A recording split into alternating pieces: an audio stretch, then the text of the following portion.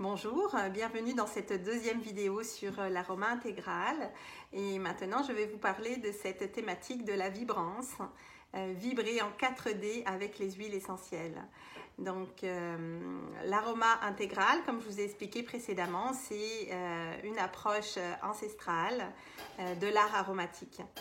Et dans cette pratique ancestrale, il y a donc bien sûr un préalable qui est de considérer tous nos corps et donc principalement nos 4 corps de base pour que l'utilisation que nous faisons des huiles essentielles s'adresse à tous ces corps en même temps. Donc le corps physique, le corps émotionnel, le corps mental et le corps spirituel. Le corps physique se reliant beaucoup avec ce que nous sentons physiquement et ce que nous mangeons, le corps émotionnel à nos émotions, le corps mental à nos croyances et le corps spirituel à nos valeurs profondes.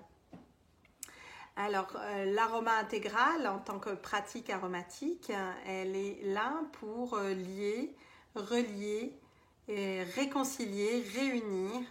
C'est vraiment pour moi un art de la reliance. Donc la reliance avec soi-même et aussi la reliance avec l'environnement. Donc nous avons nos 4 corps. Dans l'environnement, il y a 4 règnes et je dirais 5 éléments, mais au moins 4 éléments de base. Dans les pratiques traditionnelles de la santé, il est connu que pour vivre en santé, nous vivons d'abord en reliance.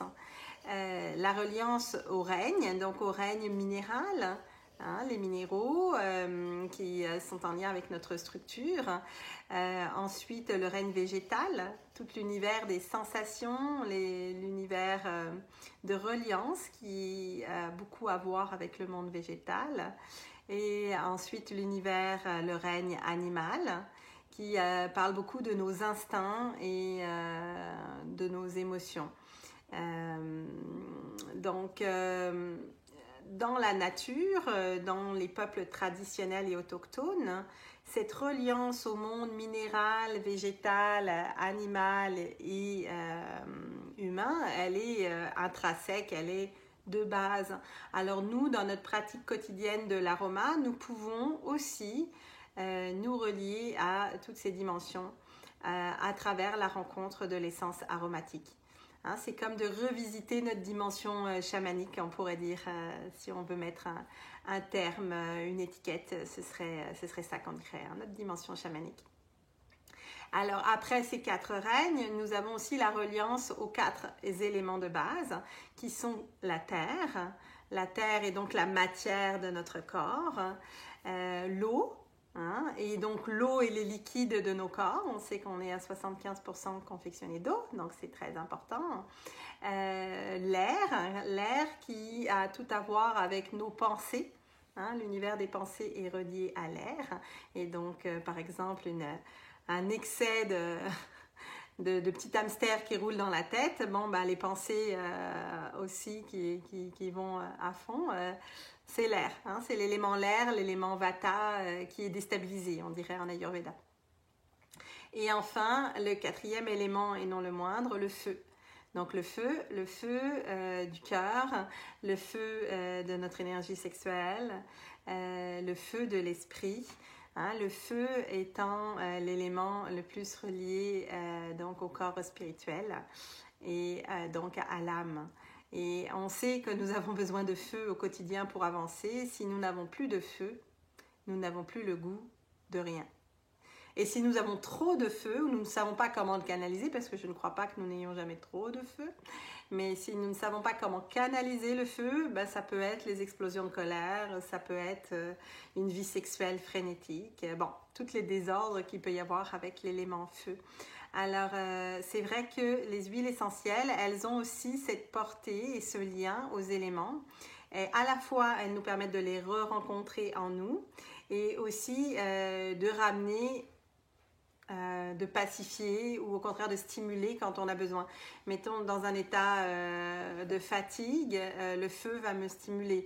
Dans un état de colère, des huiles plus reliées à l'élément eau vont me pacifier. ou à l'élément air, etc., etc. Donc il y a toute cette interaction avec les 4 éléments de base qui est aussi présente dans l'approche intégrale de l'aroma au féminin. Et également, de manière assez profonde, je dirais, quand je me suis... j'ai vécu au contact de plusieurs cultures traditionnelles, hein, que ce soit Maya, Zapotèque, Kayawaya, Aztèque, en tout cas des approches en Amérique surtout, hein, de cultures traditionnelles qui ont encore des pratiques aujourd'hui de reliance avec la nature et qui vivent encore leurs croyances. Et en vivant auprès de ces personnes-là, j'ai réalisé combien pour eux c'est primordial de vivre dans la reliance au vivant. Et un peuple du Pérou m'a décrit en 4 livres les lois finalement qui interagissent avec le vivant. Alors dans ces 4 livres, il y a donc bien sûr le livre de la nature, avec toute l'approche chamanique qui aujourd'hui dans la modernité nous aide à retrouver du sens à notre être profond. Donc le livre de la nature, le livre du corps, la connaissance du corps et donc des corps. Et puis ensuite le livre des Écritures, donc les Écritures étant les écrits anciens tels que la Bible, tels que d'autres écrits dans d'autres cultures qui ont laissé des traces et qui nous laissent des enseignements. Et le 4e livre, et non le moins important, au contraire, est celui de l'amour, le livre de l'amour. Donc ces 4 livres sont pour eux les fondements de la sagesse ancestrale. Et dans notre parcours avec les essences aromatiques des plantes, il y a un cheminement qui se fait naturellement avec cette reliance aux apprentissages, aux sagesses véhiculées par les traditions ancestrales. En tout cas, c'est mon vécu, mon expérience, et je le véhicule aussi à travers les ateliers, les formations et les rencontres que je fais en lien avec les essences aromatiques. Alors voilà, cette vibration, cette reliance en 4D aux huiles essentielles, aux essences des plantes, c'est le vivant. Et je vous invite à me partager vos expériences si vous en avez eu sur ce plan-là sous la vidéo. Ça me fera plaisir de les lire et de vous répondre. Et je vous invite aussi, si vous avez envie d'en savoir plus sur le bénéfice quotidien des huiles essentielles avec une approche intégrale, à regarder la vidéo suivante intitulée numéro 3, bénéficier de tout le potentiel des huiles essentielles. À tout à l'heure.